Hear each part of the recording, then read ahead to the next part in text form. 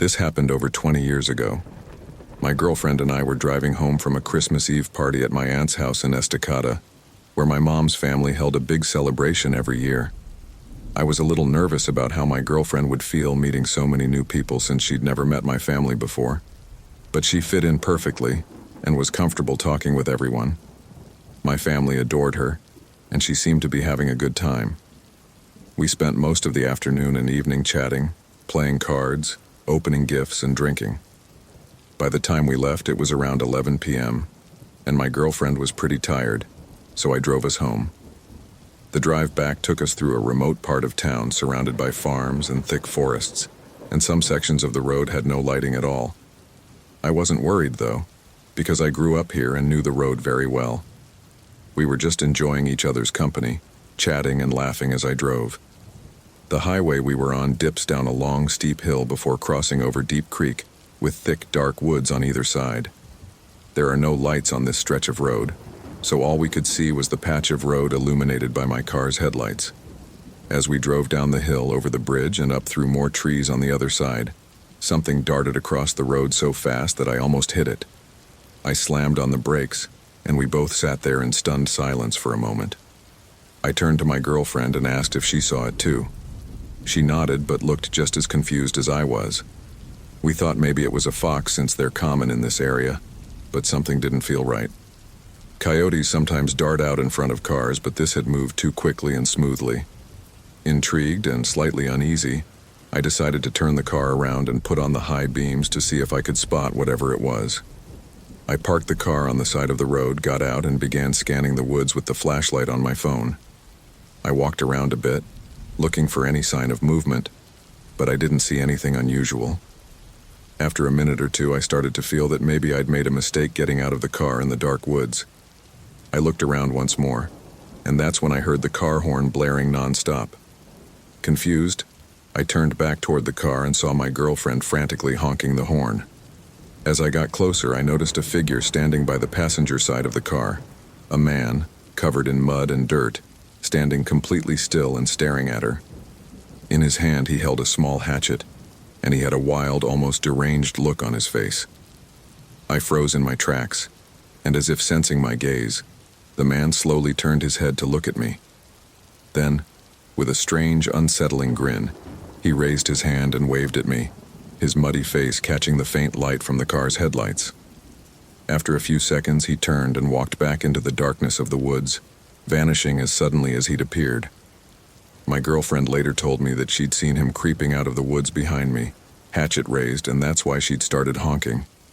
Shaken, I hurried back to the car, got in, and drove us out of there as fast as I could. Once we were a safe distance away, my girlfriend and I talked about what had happened. She said the man had seemed to come out of nowhere, moving silently until he was close enough to strike. We called the police once we got home and reported what had happened. The officer we spoke to thought the man might have been targeting people who were alone on that road. To this day, I can't shake the feeling that my girlfriend's quick thinking saved my life. The memory of that man's muddy face, his hatchet, and that eerie wave still haunts me. I never went back to that part of the road at night again. About a month ago, my fiancé and I experienced something bizarre in Metro Detroit. It was dark, around 8 p.m. on November 7th, so the streets were fairly empty. We had just left the highway and were turning onto a mile road that led to some shopping malls and outlet stores. Despite being so close to a busy area, the road was strangely deserted. As we were driving west, we noticed a car stopped in the middle lane up ahead with its brake lights on. The only street lights were spaced about 80 yards apart, so it was dim, but we could still see the car clearly. We slowed down, trying to be cautious since the speed limit here was 45 to 50 miles per hour. It was also risky to stop too close to a highway exit, but the car wasn't moving. The car was in the middle lane, so we passed it carefully in the left lane. Just as we got about a car length ahead, the driver suddenly hit the gas and sped up to catch up to us. Looking around, we noticed there were still no other cars in either direction. The driver behind us then started to swerve aggressively between the middle and left lanes, almost as if they were trying to ram us. Right away, we knew this wasn't normal. It was too controlled to be a case of impaired driving. As they got closer to us, we saw a bright spotlight shining directly from their driver's window into our passenger window. I have tinted windows, which usually help with glare, but this light was so intense that it completely blinded us. I couldn't see anything ahead or in the mirrors. Out of instinct, I slammed on the brakes, hoping to slow down enough to regain my bearings. The other car sped ahead and I could finally see again. Determined to get their license plate number, I sped up to catch up with them. In Michigan, there are a lot of left turn lanes, and I saw the car make a quick turn into one that led into the mall's parking lot. I followed, trying to keep a safe distance but also wanting to make sure I didn't lose them.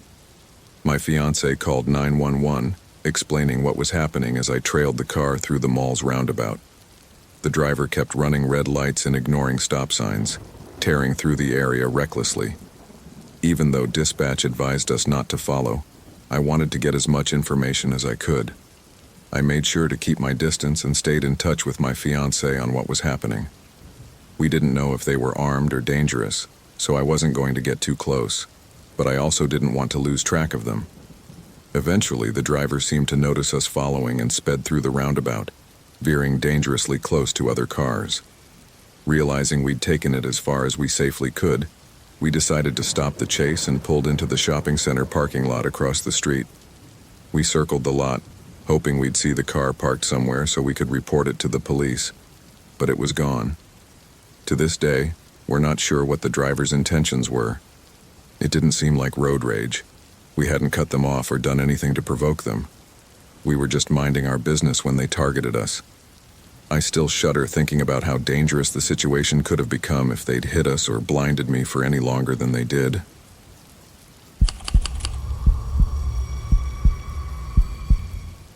This happened early last year, and the thought of it still scares me. I'm a woman and I work for Uber Eats as a delivery driver. I've been making extra money this way for about a year. The work isn't too hard, but the pay isn't great, especially at night. Most of the orders I get after 10 p.m. are just bad fast food deliveries, and people who use Uber Eats only tip about twice as often as people who don't use it. There's no real reason for people to pay extra for late night service, so I don't do it very often. But this particular year there was a special offer. Uber Eats offered an extra $75 if you completed 15 trips within a certain amount of time.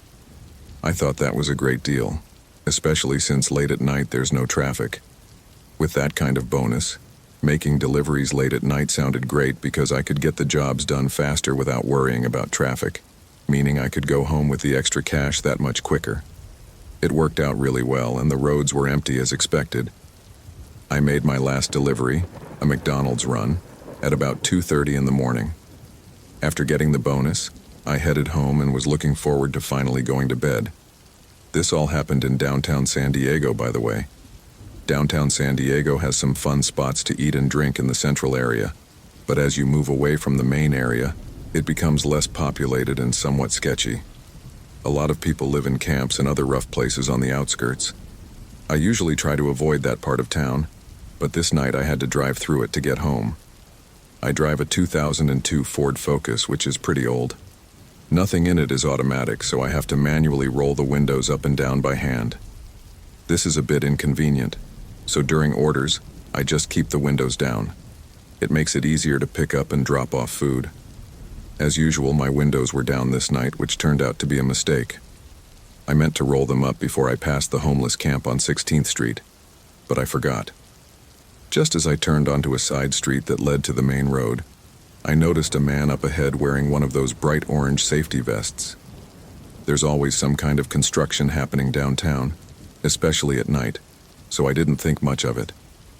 As I got closer, though, the man suddenly ran into the street and started waving his arms, trying to get me to stop. I slowed down because I thought he might be directing traffic or trying to warn me about a roadblock. As I slowed and left a bit of space between us, he began running toward my car, positioning himself right in front of it so I couldn't drive around him.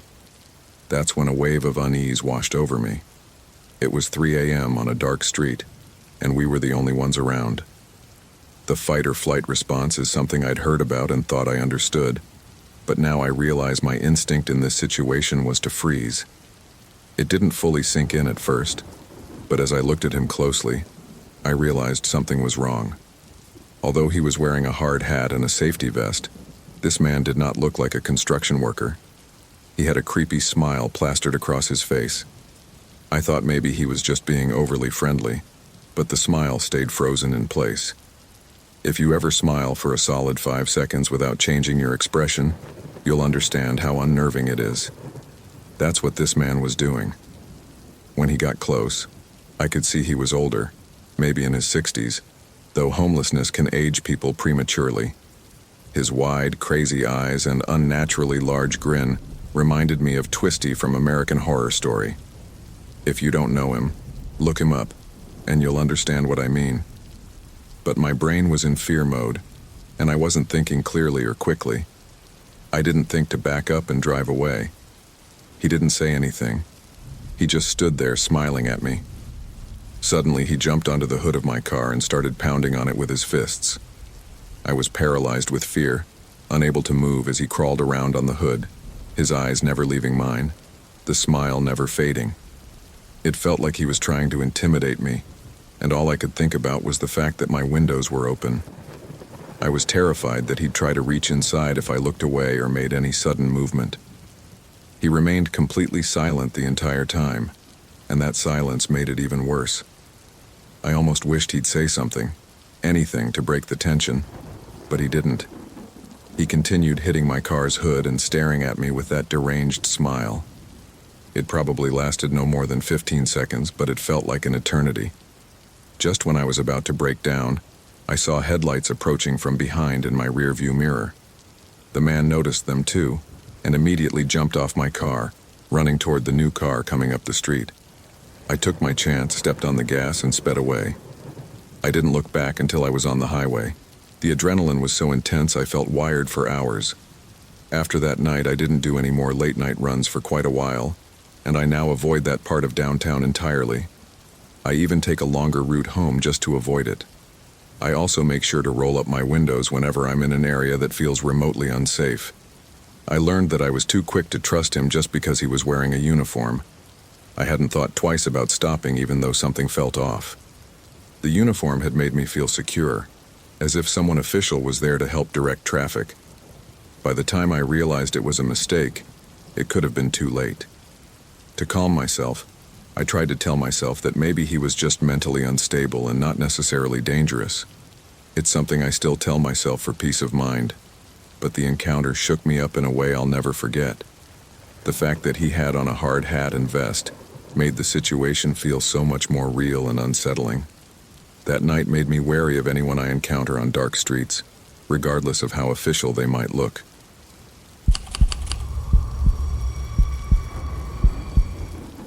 Recently, my husband and I have been preparing to build our new house, which means meeting with several different contractors to get everything in order. One of the hardest parts has been finding someone reliable to do the foundation work. Over the past few months, I've called numerous workers. Most of them told me they couldn't take on the job but would refer me to someone else. This led to a long chain of calls, each referral ending in the same answer, like I was stuck in an endless loop. Finally, one day I got the number for a contractor named Joe. Joe seemed excited about the job and was incredibly polite and helpful over the phone. After agreeing on a time to meet, he came by our property to take a look. He seemed very confident that he could handle the work, which gave me some hope. Before leaving, he asked if he could borrow the construction plans to review them and prepare a quote. I agreed, but told him we'd need them back soon. A few days later, we met with another contractor who seemed like an even better fit, so we decided to hire him instead. Realizing we still didn't have our plans back from Joe, I texted him, asking if we could meet at a grocery store parking lot to retrieve them.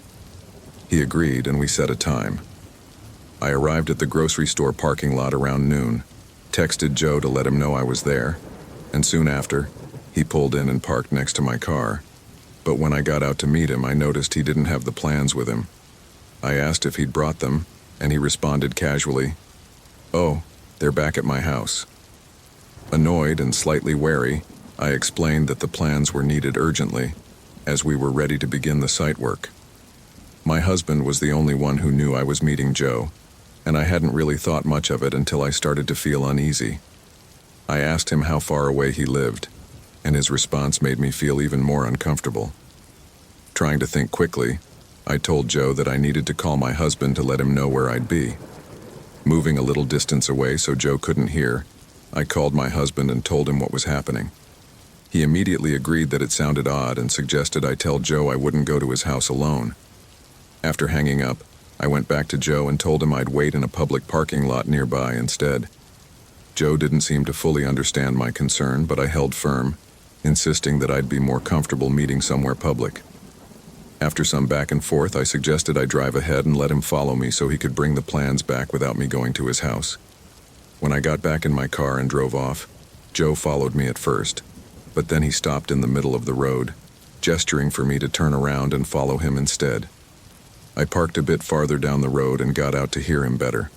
He called out that his house was right there and that I should just come with him.